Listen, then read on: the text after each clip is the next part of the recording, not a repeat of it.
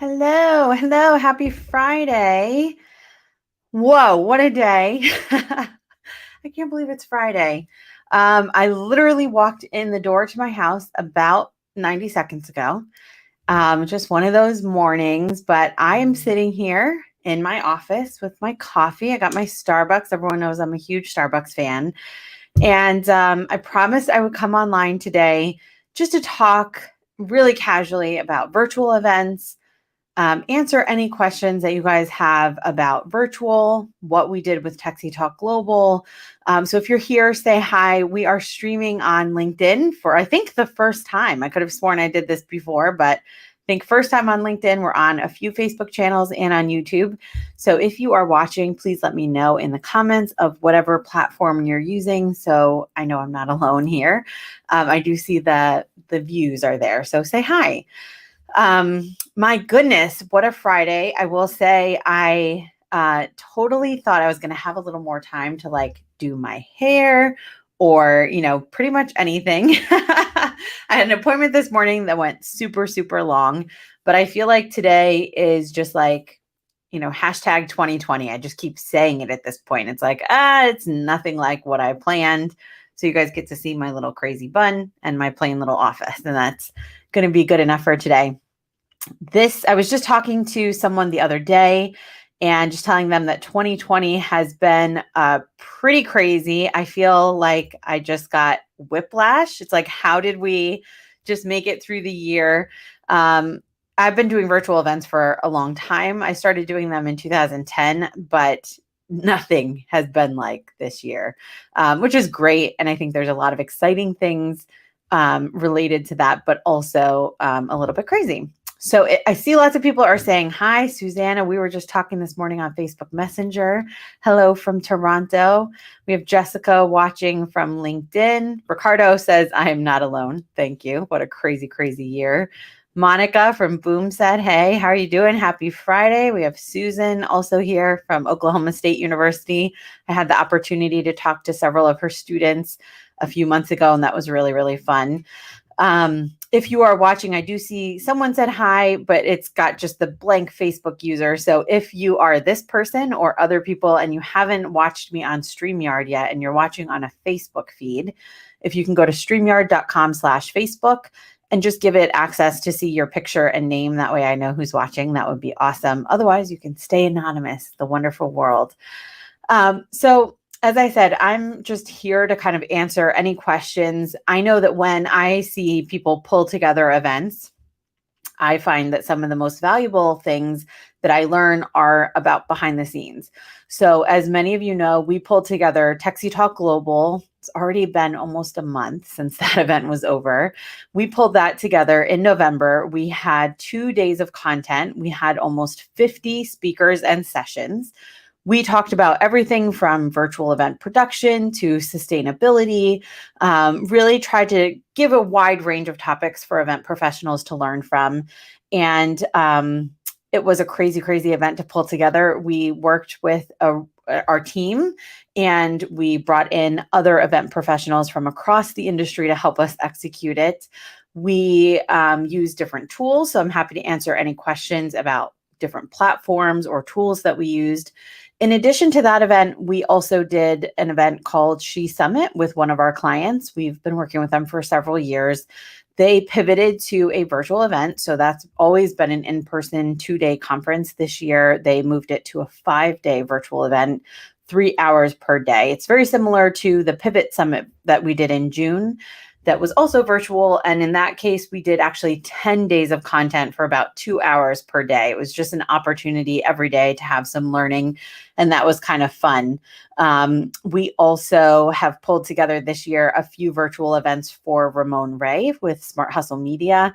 He did an event right after the pandemic started called Survive and Thrive. And they had, I think, over 2,000 people register for that virtual event. I mean, that's just such an increase from what they had in in-person events, of course, because of venue space and all of these other things. He's been able to leverage that into more virtual events. I think we're looking at 4 for next year. And also brands and different clients that he has want to partner with him and with us to do virtual events for them. So I've kind of had quite a bit of experience with different platforms, with larger audiences, with monetization. Our client She Summit was able to keep their pricing the same as their in-person event instead of going free, which is what everyone is thinking is the only answer, I think, with virtual. And we just did some creative things. So let's see if there's any questions. If you have questions, please don't leave me hanging. Put them in the comments or just say hi. I see Marlis Arnold is here. Thank you for commenting. She says, that was weird. I thought StreamYard knew who I was since I use their software weekly. Oh, she is, of course, the person I mentioned earlier who said hi. I guess there's a difference on the watcher side, but StreamYard is the platform I'm using right now. If you guys have seen me pretty much any time doing a live stream in the last year or so, I've been using StreamYard. Super cool platform. You can do really cool things like little overlays. Let me show you here. I could say that we have tech issues, which we really don't have right now, thankfully, but we can use those cool overlays. We can play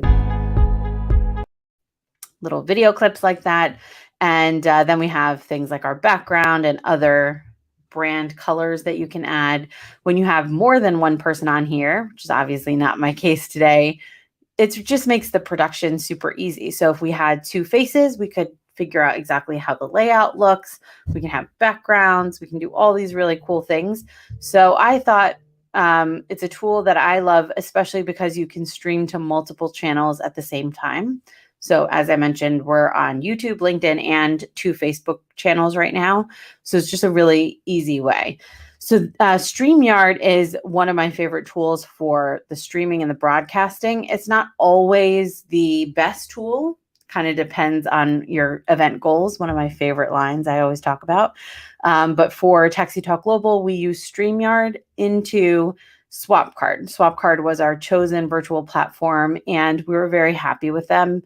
They have some very simple technology that you would think exists on every virtual platform, but I have not seen it in most other places. So little things like when you're watching a video, then you click to go to the sponsor section, the video doesn't stop playing. It just goes picture-in-picture mode, so you continue to hear the content while you're networking or learning about sponsors or doing whatever it is that you would like to do.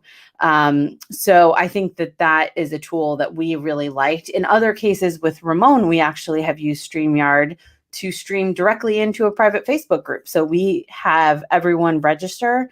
As you register, you get invited to a private Facebook group. And then in that group, the feed goes directly in there. So that's similar to the people who are part of our Techsy Talk community on Facebook. That's the name of the group, nothing fancy. That group is the one that you want to, that's like where we're streaming right now. So we have tons of content all throughout the year. Our members are amazing. They're constantly posting interesting things. So you can actually go into those groups with StreamYard as well. You don't have to use it in something that's more public. All right, starting to get some questions. Thank you. Let's see here. Marlis Arnold would like to know any tips to get approved for LinkedIn Live. I've applied several times, but never get any response. Huge question. And I had actually mentioned in the beginning that I could have sworn I've done LinkedIn Lives before. What I realized recently is I did them only on the platform directly through other things, like through other people's feeds. And I had also applied many times. So I think there are, my best guess, because I recently got approved like last week, is apply many times, maybe once a week, just keep putting that application in there. I know that for you in particular, you're like me, we produce content regularly. So that is one of the things that they're looking for. So if you take the time to put in those links to show that you produce like quality industry related content, you're not just going to like go on, LinkedIn and spam people. But truthfully, I feel like we pretty much just get lucky with submitting multiple times, because I submitted last week and then suddenly got approved, and I had submitted weeks and weeks and weeks ago multiple times. So I think it just depends who's looking, or I don't even know. I wish I had a great answer there. She says for the virtual event Trailblazer Summit, she pre-recorded interviews by streaming into a secret Facebook group. this is the ultimate question everyone's asking right now, pre-recorded or live. And I'd love to hear more about why you chose to pre-record. We have been doing pretty much everything live. For our She Summit event that we did with our client, we did pre-record a few. So we had 25 sessions over 5 days, and about one session per day was pre-recorded. And that was really just to kind of like balance the load a little bit, because we have a very small production team and certain speakers had very specific abilities. Like some people just were not able, based on schedule, to join us live. We also had some pre-recorded content. I worked with Bizzabo on their almost hybrid event, which was the week after techsytalk. So you guys can see why I am glad the year is over. I was very busy. And they had some pre-recorded content as well.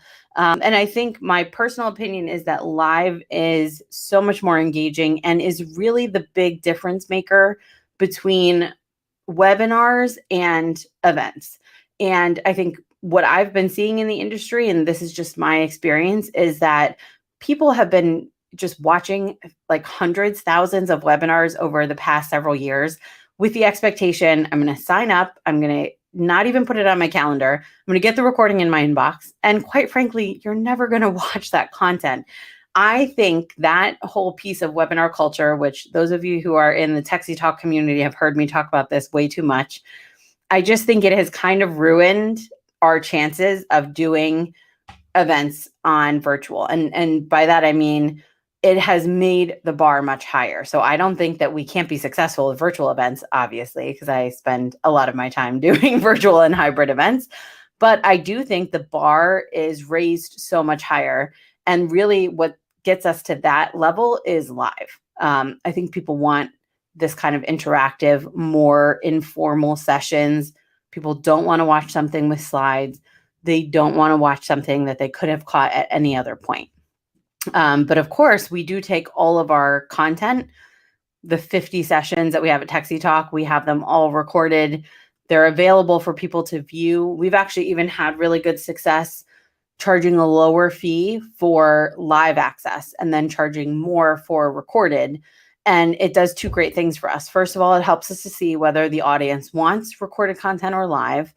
But also we get our engagement rates a lot higher because people will sign up because it's cheaper, but they know that they have to show up in order to get the access, which is really, I think, again, the game changer. It's not just that your speakers are live, but it's that there are other participants who are watching live. That's where I've heard a lot of people doing things with SimuLive, where it's pre-recorded content, but you're doing kind of like watch parties on Facebook, which is maybe what you did, or you're streaming it on whatever your virtual platform is so that the attendee interaction is live. And sometimes you even have your speakers there for Q&A. And that's always like an interesting format as well. I prefer 100% live. With techsytalk Global, again, we had over almost 50 speakers and all but one ended up being fully live. And it's a production. Let me not, make it sound like it's super easy. There is a ton going on there when you are trying to manage that many speakers live. And there are a lot of risk points. But my personal opinion is that this is one of the things we do as event professionals.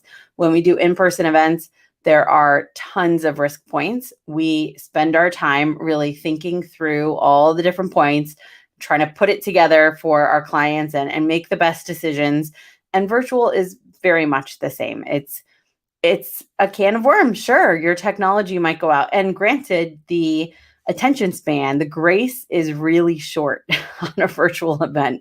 And so I think that's something to consider as well. But my vote is for live. But of course, so she says, it was in the spring. I had to put everything together really fast, which, that totally makes sense. It was easier to get speakers by accommodating their schedule, and some join live for the Q&A. So that's the SimuLive that I was talking about.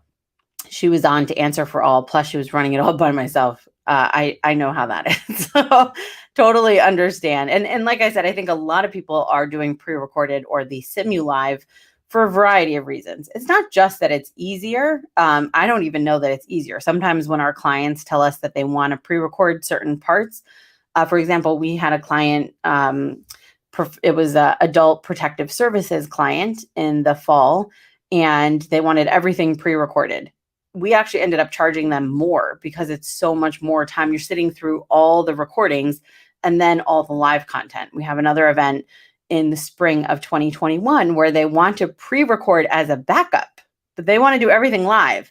But just in case a speaker is not available or the Wi-Fi goes down, they want to be able to play the pre-recorded video. So, I mean, that's not a cheaper thing. So pre-recorded is not always easier. There are other benefits, like Bizzabo for their almost hybrid event. They had one pre-recorded session. And one of the great things is that you can really produce it and you can do a lot more than me standing in my, sitting in my office with this little plant behind me. Instead, you can have, graphic elements moving around. You can integrate different pieces. You can integrate video. So you can really produce a lot higher quality, which I think is something worth considering as we look to the future, because we are going to see, we are already seeing that people are very quickly losing attention. The fact that we have people who are still watching, I've been talking for 16 minutes and you guys have not just shut me off, is pretty much a miracle. So we are going to see that, if it's not highly interactive, it's going to have to be highly produced. And so pre-recording is an option for that as well. Andrea's here. I just want to say hi, Andrea. Thank you for joining. So glad to have you. If you guys have any questions, let me know. I did say that this was an AMA, so technically you can ask me anything. That's what that stands for. I said it was more on virtual and those kinds of events. Ooh, Shannon is here. She is the queen of marketing. You've got to check her out on Instagram, Marketing for Moms. She does the best videos. I'm like an Instagram wannabe. I don't really post. If you look on my Instagram account, like pictures of my son only. She and Ed from my team have done a really good, I love watching them because they've just figured out how to do all the cool stuff with like the words popping up. She always does these cool videos where she pops here and something comes up, and then she pops there and something else comes up. So Shannon, I need a tutorial from you. So thank you for joining. Someone else is here, a Facebook user, says, hi, Liz, always look forward to learning from you. Thank you. I don't know who this is, so let me know. You can go, just a reminder, to StreamYard.com/Facebook and give us access to see your name and picture. Do you hear the Christmas music? Someone's at front door. Okay, you guys know I'm super techie. So now you see, that was my front door bell ringing. I'm sure my husband and the baby are upstairs. And our house is wired so that it plays Christmas music, and then Google tells us that someone's at our front door. And if our TV was on, I could see a picture of them right now. Our house is super teched out. That might actually be like a whole different conversation. So I know people are watching. Oh, Sheila. Hey, Sheila. She's the one who said hi just a few seconds ago. Sheila, I miss you. She is my Ohio friend. She's the one who referred me the Adult Protective Services Conference that I was just talking about. So thank you for that, Sheila. She does amazing association work and is based out of Columbus, Ohio. I got to visit her and her family was it like already almost 2 years ago? I guess so. Maybe a little, I don't know. Been a long time. But always really appreciate working with her and other independent event professionals in the industry. It's so nice to work together and collaborate. And that's one of the things that we did for techsytalk is we worked with other independent planners to help run the event. So we hired a few people to run the StreamYards so that I could just kind of pop in and be the speaker role, which I got to tell you was like a little bit nerve-wracking for me, not because I don't trust the event professionals, but it's just so different from, I'm usually like the bootstrapper, do it all yourself. And it worked really well. And it was totally worth having additional people on board. I have been talking so much about collaboration and how I think we really have to work together. And that's something that I have always believed, but now it's just like at the next level because of COVID and what it has done to our industry. I read this crazy stat, which I'm going to pull up. And again, if you guys have questions, let me know because I definitely want to talk to you. Okay. This was something that was posted in the SPIN group this morning, the Senior Professionals Industry Network, and I thought it was so important. And we're just talking about the impact that COVID has had. So I'm going to read this. Oh, Ann Hollins is here too. She says, shout out to Sheila. Hi, Ann. Thanks for joining. Okay, this is what I read in SPIN. This is from the Globe. And here's a quote from an article that was shared in this group. It likely took just one of the 175 people gathered in February at a Biogen conference at the Boston Marriott Long Wharf Hotel to ignite a COVID-19 wildfire. Within 1 week, attendees began falling ill. More than 99 from the conference would ultimately test positive. By then, many of them had hopped aboard planes to head home or even attend other conferences, and the spread only exploded from there. Between 205,000 and 300,000 COVID-19 cases across the nation and around the world can likely be traced back to the 2-day Boston conference, according to Jacob Lemo, the head author of a new study published Thursday in the Journal of Science. The study estimates some 71,540 of the cases have a genetic link to the Biogen conference that was discovered in Florida, more than 1,000 miles from the waterfront lobby and banquet rooms in Boston that served as the perfect incubator for an eager virus to multiply. In all, the study estimates the Biogen conference, that one 2-day event, is responsible for roughly 1.6% of all cases in the United States since the start of the pandemic. Can you believe that? That was shocking when I read that. And we have been talking so much in the industry about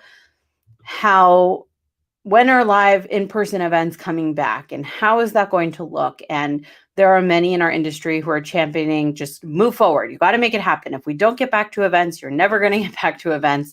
But this just really reminded me this morning of how much power and responsibility we have as event organizers for these kinds of things. Like, this is not just being in person would be really fun, so let's get back to it. We have a responsibility to be really, really specific. And as I was reading that this morning, I was thinking even more, we have to be so careful. And so I see virtual as a humongous component of 2021. I think hybrid is going to help us get back to in person, and I think it will continue. I think once we start hybrid, we're never going back to just in person only, except for very small events and small things. It makes me think of our role as an event professional as something that is so serious. And we've been talking about this in the industry for a long time. Our industry is very low barrier to entry. It's a great thing, and it's a horrible thing at the same time. I think these kinds of articles remind me that the work that we do is so much more than just fun and food and beverage. We get to pick out menus all day. I think those of us who are serious about our profession have known for a long time that we have a much bigger responsibility than some of that. But some articles like this and times like COVID-19 have really reminded me that our industry has to be so professional and so educated and so forward thinking that it's not even funny. So if you thought 2020 was crazy, just wait and see what 2021 has coming for our industry and all the things that we have to learn so that we can keep our attendees safe. All right, let's see what you guys are saying. Sheila says she registered for the PCMA Convening Leaders yesterday. That is such a good event. So I need to I was just looking up their dates yesterday and I need to sign up. She signed a Be Well agreement and she saved it to keep for future events. I want to learn more about this for sure. I want to see what they have. I know Connect did an event and they produced some like a safety kit and some of the things that they were doing to keep people safe. These are things, I think I've seen them get mocked in the industry, but I think anytime you see someone who is making an attempt to put some numbers around this, some strategic thinking, I think we just have to get really serious and figure out how we can learn from everyone who is taking on this humongous task of getting back to in-person events so that we can really do it as well as possible. All right. So Sheila says, any tips for Zoom moderating for those who want to jump into hosting our own events, tech best practices? Let me just make sure I'm clear on the question. So Sheila, let me know. I know you've been doing a ton of Zoom moderating for clients. She has tons of experience with Zoom. Sheila and I have worked together again for quite a while, so I know a little bit about her. And I know that when COVID-19 first started impacting Ohio and their kids started working from home, all the teachers and everyone started panicking. And Sheila was caught in this position because she had experience with Zoom of helping them figure out how to use it and some best practices. And since then, she and I believe Ann Hollins, who's also watching, have worked together to moderate Zoom for many client events since then. So I guess my question for you, Sheila, is are you asking more about using Zoom to host your own events or taking that and doing it for yourself as compared to clients? So if you could clarify that for me, that would be super helpful. And she also was talking about the Be Well agreement. Surprised because it's all virtual, but I think they are trying to put together small in-person chapter events. I think we are going to see much more of these, what they call the hub and spoke models. And this is a hybrid model where, there are pods of people watching all across the world. And then there's virtual content. We did this event a few years ago. Dalia El-Ghazar had created this name Control-Alt-Delete for an event that she knew she eventually wanted to do. And I got the opportunity to work with her and Aaron Kaufman to pull together an event called Control-Alt-Delete. It was, long story short, we ended up doing a hybrid event where there were pods all over the world of small groups of people who were watching. All the content was streamed virtually, but you were watching it in person together with other people, or you could choose to watch it completely virtually from home. Our speakers came in from a variety of sources. Some, again, were fully virtual from their home or office. Others were at some of the physical locations, but all that content was streamed virtually. And it was such a fun experiment. That was years ago. And I think we're going to see a lot more of that, just kind of keeping the in-person events smaller, still giving people the ability to interact with each other, talk about a lot of work in the planning. She says, very intrigued by the hub and spoke model, lots of potential to build new audiences. I mean, we've spent time with virtual over the last year, just getting huge audiences. So now the question is, how do we monetize that and change that and keep those people engaged? Maybe they weren't coming to your in-person events before, but now we can do some really cool things with hybrid to keep those audiences engaged. So let me get back here to Sheila's question. So she was talking more about hosting and emceeing as compared to just, she's doing a lot of the tech back-end stuff. I will say for your own events, and I see for herself, she says, you guys know I'm a huge fan of doing your own events. TechsyTalk Global, TechsyTalk Live. We've been doing those events since 2010. And so I've always felt like doing events for yourself makes so much sense. First of all, because you are good at putting together events. We are event professionals, so we know A to Z what has to be done. And I remember just planning events for clients and one day thinking like, why am I doing everything for them? I could just be making all the money. I could be doing the sponsorships and making, all of the right decisions for who's going to speak and how are we marketing. And granted, you're taking on all of it by yourself, so it's a lot. But I think a few things. If you're interested in emceeing or hosting virtual events, I'm absolutely seeing that as a role in the industry. And I think we have seen people like Len Thayer and Emily Barta, who have been doing this for years. They have positioned themselves as kind of remote hosts. Again, I think this is going to be huge, not just for virtual, but also for hybrid. There are people like my client, Ramon Ray, who has been doing professional speaking for years and is now transitioning really to doing a lot of this virtual. Certainly doesn't mean he's not going to be doing in person anymore, but from a virtual standpoint, kind of putting yourself out there as a host and MC. We had a session at TechsyTalk Global. All those sessions are available on the TechsyTalk site with Sean Patrick McGillicuddy, who has been a DJ in the past. He's had a great entertainment business. And then when COVID hit, he kind of transitioned into doing hosting and emceeing. And I think it is absolutely a great thing to do. And one of the best ways to get yourself out there to do it is to do your own events so that people see the kind of work that you do. I really got quite a bit of business from the Pivot Summit that we did in the summer. Now that TechsyTalk Global has happened just about a month ago, I've already been getting some phone calls and new business opportunities.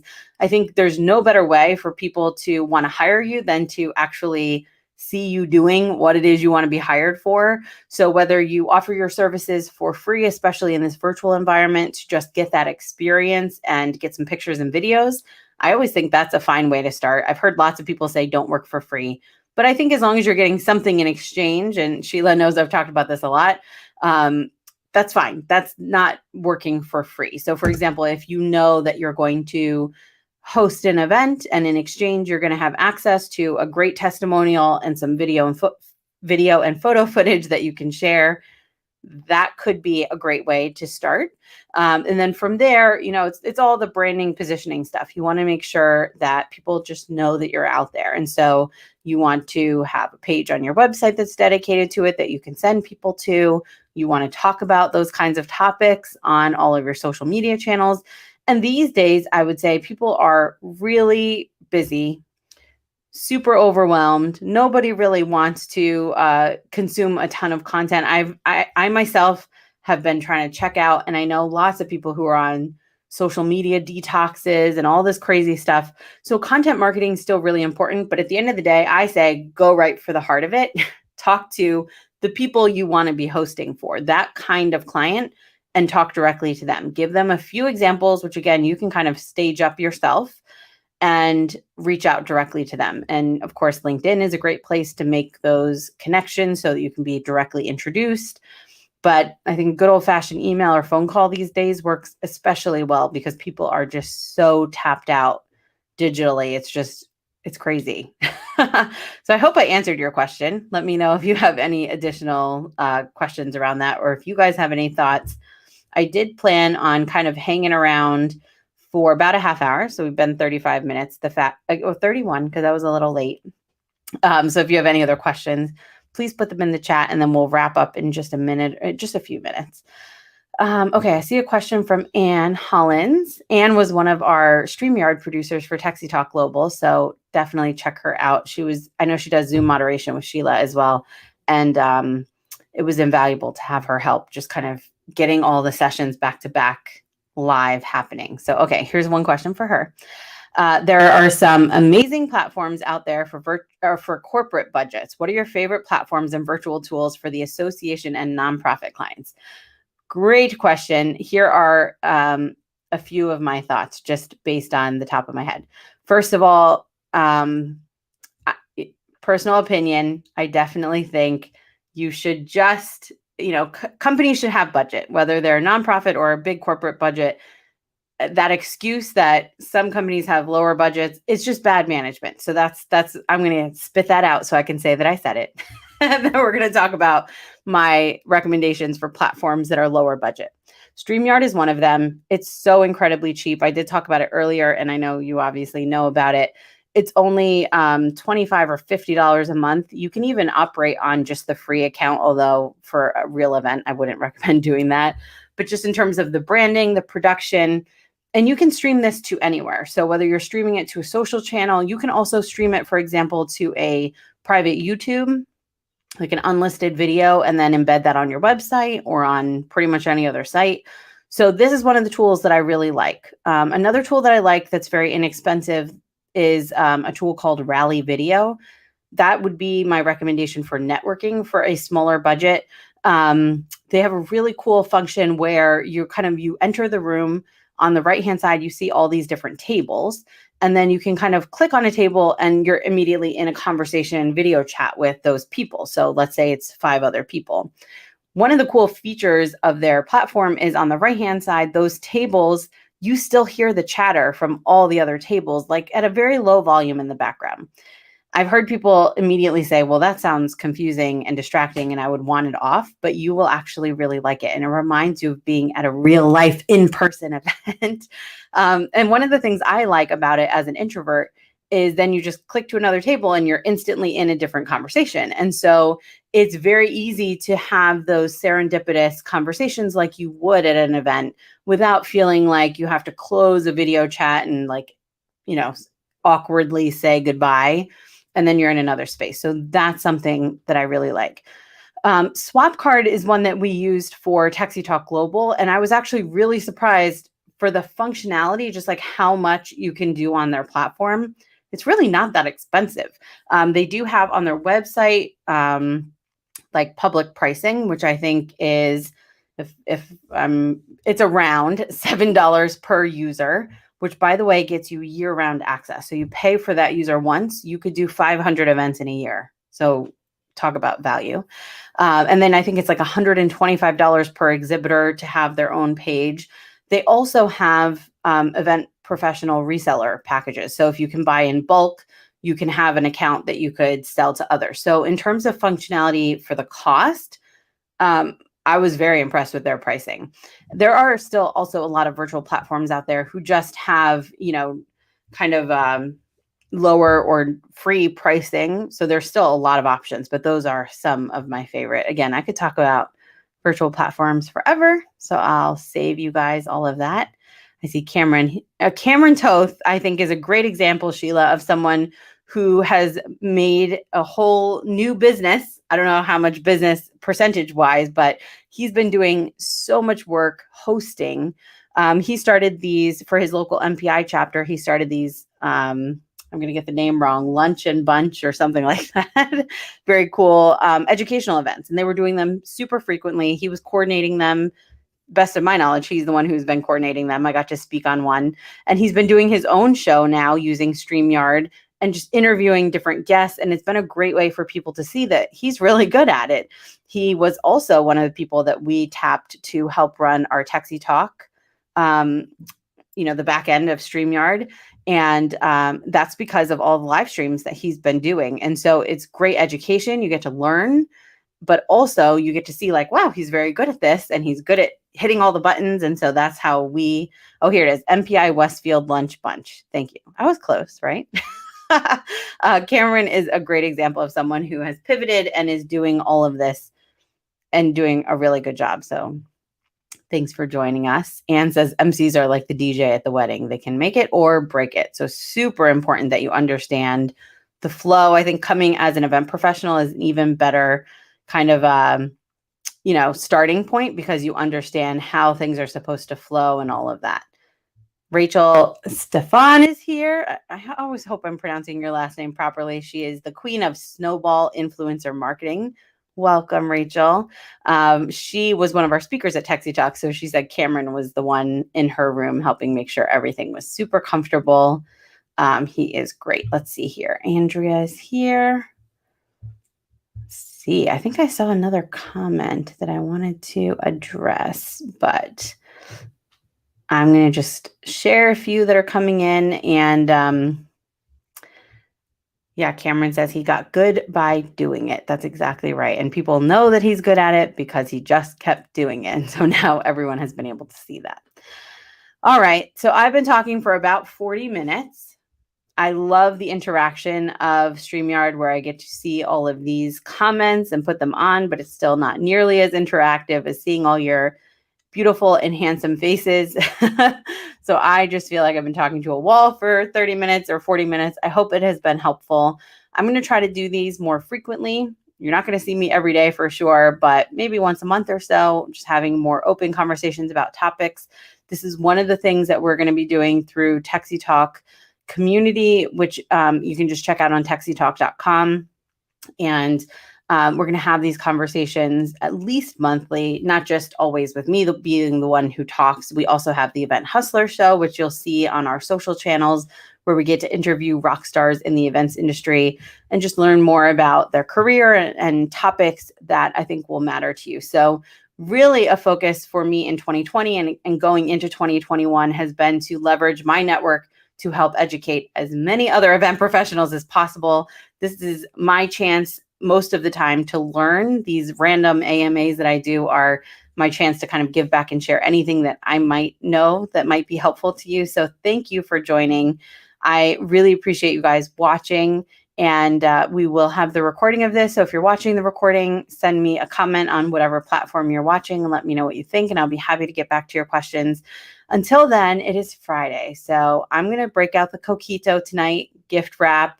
We're going to get it all ready for Christmas. I refuse to be one of those Christmas Eve wrappers this year. I say it every year, and we'll see how lucky I am. I hope you guys have a great weekend, and I will see you all soon. Take care.